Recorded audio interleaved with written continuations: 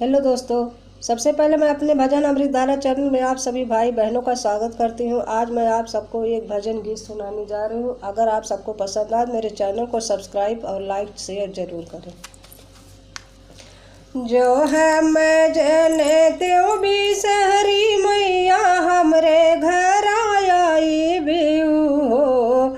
जो है मैं जने त्यों भी शहरी मैया हमरे घर आई भी हो।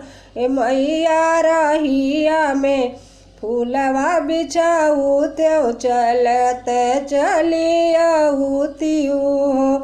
हे मैया रहिया में फूलवा बिछाऊ त्यों चलत चली आऊ तियो।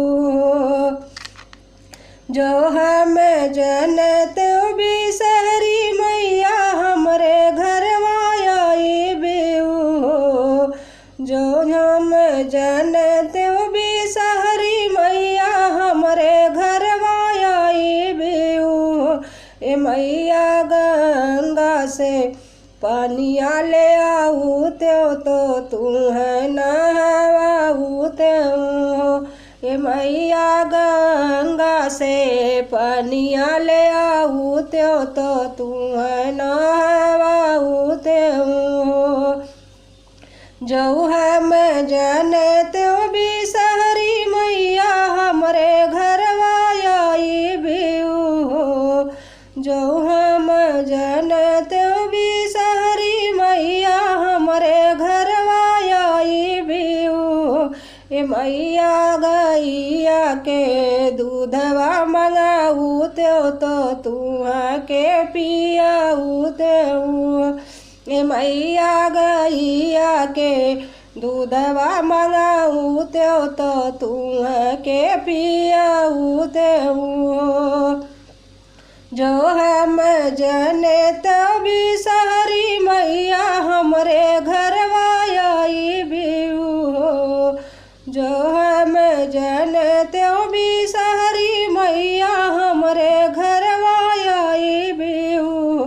ए मैया धनवा के लाउआ भुजाऊ त्यों तो तू के चढ़ाऊ त्यों। ए मैया धनवा के लाउआ भुजाऊ त्यों तो तू के चढ़ाऊ त्यों। जो हम जनते भी शहरी मैया हमरे घर आई बेऊ। जो हम जनते भी शहरी मैया हमरे घर आई बेऊ। ए मैया निहुरी पैया लगते मंगनवा कुछ मंगते। ए मैया निहुरी पैया लगते मंगन कुछ मंगते। ए मैया निहुरी पैया लगते मंगनवा कुछ मंगते।